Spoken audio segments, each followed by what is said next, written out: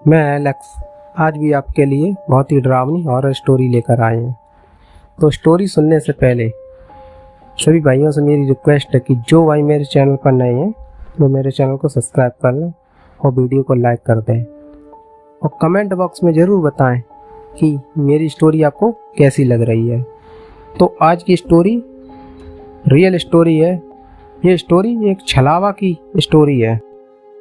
छलावा क्या होता है और इंसान मरने के बाद छलावा कैसे बनता है। आपने छलावे से जुड़ी कई कहानियां सुनी होंगी जहां पर ये छलावा किसी दोस्त या रिश्तेदार का रूप में आकर अपने शिकार को जाल में फंसाता है और उसको घने जंगल में ले जाता है। लेकिन अब आप बोलोगे ये तो काम प्रेत आत्माएं भी कर सकती हैं, लेकिन छलावा इन सबसे कई ज़्यादा खतरनाक होता है। ये एक ऐसी एंटिटी है जो आपको अपने जाल में इस तरह से फंसा लेती है कि आपका इससे बचकर निकलना बहुत ही मुश्किल हो जाता है। किसी का भी रूप ले सकता है, किसी की भी आवाज़ निकाल सकता है और ये कोशिश करता है कि ये अपने शिकार को पानी के पास ले आए, क्योंकि ये अपने शिकार को पानी में डुबोकर मारता है। इसकी शक्ति पानी में बहुत ही ज़्यादा बढ़ जाती है। इसीलिए कहते हैं कोई नहीं बचाएगा उसके अलावा अगर जंगल में मिल जाए तुमको छलावा। छलावे की एक खास बात होती है कि वो कभी भी नजरें नहीं मिलाता। आपको किसी भी व्यक्ति पर शक है तो आप उसकी आंखों पर जरूर गौर करना। अगर वो लंबे समय तक आपसे नजरें नहीं मिला रहा है तो हो सकता है कि वो एक छलावा हो। आखिर कैसे बनता है मरने के बाद कोई इंसान छलावा? ऐसा कहा जाता है कि जब किसी इंसान को छल से मारा जाता है, उसका कोई अपना जिसको पर वो बहुत ही ज़्यादा भरोसा करता है उसे धोखा देकर मारता है। मरने के बाद ऐसी प्रेत आत्मा छलावा बन जाती है। उसके पास किसी का भी रूप धारण करने की स्पेशल पावर आ जाती है। तो आज की स्टोरी हमारी इसी छलावे के ऊपर है। तो चलिए शुरू करती हैं। ये घटना सन 2020 की है। रोहन 5th क्लास में पढ़ता था।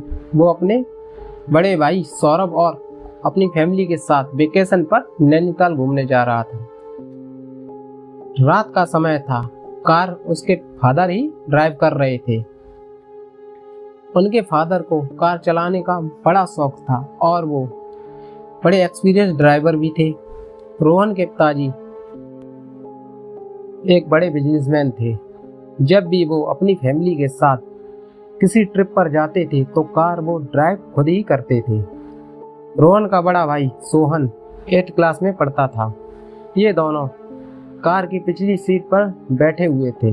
रोहन की फैमिली में उनके दादाजी भी थे, जिनका स्वास्थ्य ठीक न रहने के कारण वो घर पर ही रुके थे। वो उन लोगों के साथ नहीं आए थे। रात के करीब 10 बज रहे थे। सभी लोग भूखे भी थे तो उन्हें एक ढाबा दिखाई दिया। तो रोहन के पिताजी ने कार को ढाबे पर रोका और सभी लोगों ने वहां पर खाना खाया और फिर अपने सफर पर आगे चल दिए। करीब 1 घंटे बाद एक सुनसान और घने जंगल का रास्ता शुरू हुआ। सब कुछ ठीक चल रहा था। तभी अचानक रोहन जोर जोर से चिल्लाने लगा। घर वालों के पूछने पर रोहन ने बताया कि रास्ते पर उसने सड़क के किनारे दादाजी को देखा। वो हाथ हिलाकर कार को रोकने की कोशिश कर रहे थे, लेकिन घर वालों ने रोहन को समझाया कि दादाजी तो घर पर हैं। शायद तुमने किसी गांव वाले को देखा होगा जो दादाजी की तरह ही दिखता होगा, उन्हीं की उम्र का होगा। लेकिन उन लोगों ने इस बात पर बिल्कुल भी ध्यान नहीं दिया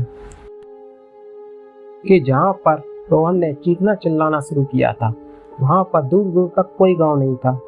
यहाँ तक कि सड़क के आसपास कोई घर भी नहीं था।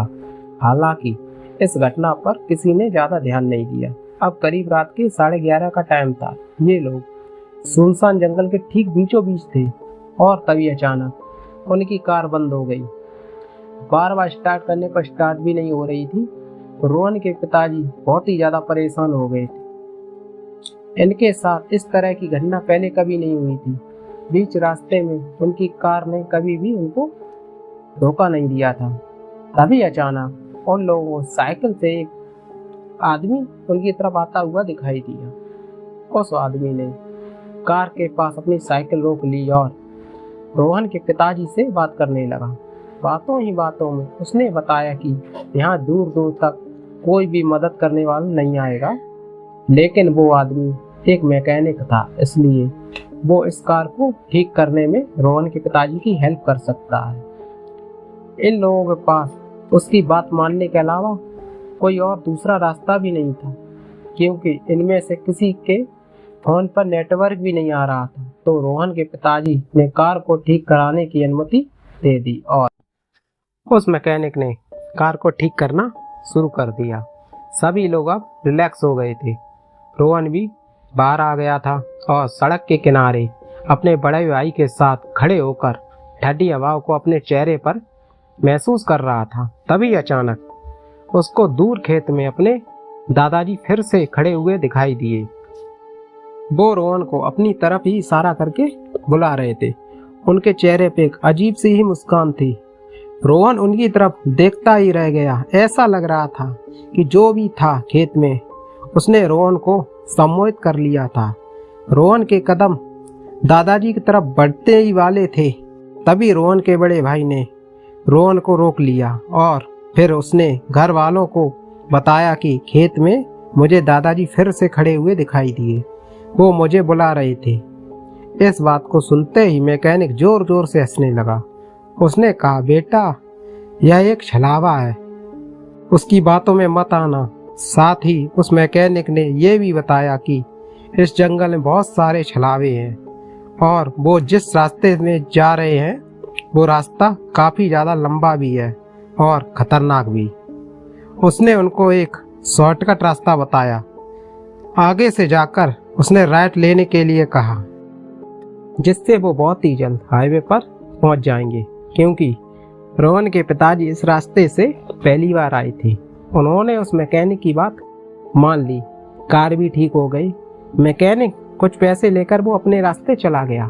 ये लोग भी अपने रास्ते पर आगे बढ़ने लगे और इन लोगों ने निर्णय लिया कि ये शॉर्टकट के रास्ते आगे बढ़ेंगे ताकि ये जल्दी से जल्दी हाईवे पर पहुंच सके। लेकिन वो रास्ता इनको हाईवे की तरफ नहीं ले गया। आगे जाकर इन लोगों की कार कीचड़ में फंस गई और सामने ही बहुत बड़ा तालाब आ गया। आगे रास्ता भी बंद था।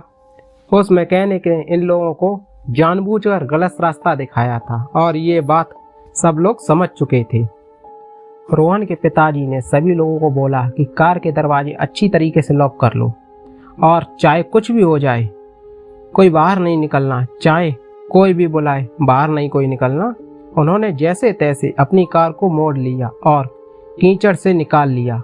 जैसे ही वापस जाने लगे उन्होंने देखा कि रास्ते में एक बूढ़ी औरत बैठी है। उनके कार का रास्ता रोक रखा था, लेकिन आश्चर्य की बात तो यह थी कि रोहन की मम्मी को रास्ते में कोई भी नहीं दिखाई दे रहा था। रोहन को उस बूढ़ी औरत की जगह उसके दादाजी दिखाई दे रहे थे और रोहन के बड़े भाई को उस जगह मैकेनिक दिख रहा था। ये बहुत ही बड़ा अजीब सा छलावा था। ये लोग समझ चुके थे ये छलावे का माया जाल था। उन लोगों को सीधा आगे बढ़ने का अलावा कोई रास्ता भी नहीं था। तो रोहन के पिताजी ने अपनी कार को फुल स्पीड में आगे बढ़ा दिया। उस कार से कोई नहीं टकराया था, क्योंकि रास्ते में तो केवल छलावा था। पूरी फैमिली बहुत ज़्यादा डर गई थी। सभी लोग पसीना पसीना हो गए थे। इनका अभी अभी एक खतरनाक छलावे से सामना हुआ था और वो छलावा इनको अपने माया जाल में फंसाकर पानी के पास भी ले गया था। ऐसा कहा जाता है कि छलावे की शक्ति पानी में बहुत ज़्यादा बढ़ जाती है। इस मुसीबत से निकलने के बाद वो लोग रास्ते में मौजूद एक अच्छे से होटल में जाकर ठहर गए और उन्होंने उस दिन फैसला किया कि अब रात में कभी भी ड्राइव नहीं करेंगे। और सुबह होते ही वो लोग अपनी मंजिल की तरफ निकल गए। ये जो घटना है इन लोगों के साथ घटित हुई, ये लोग कभी भी ज़िंदगी में नहीं भूल पाएंगे। मेरा मानना है कि इस घटना को सुनने के बाद आपको मज़ा भी आया होगा और डर भी लगा होगा। तो जिन लोगों को मेरी ये आज की रियल हॉरर स्टोरी अच्छी लगी हो तो वो सभी लोग चैनल को सब्सक्राइब कर लें और बेल आइकन घंटी को भी दबा दें, ताकि आप मेरा न्यू वीडियो आप सभी को मिल सके।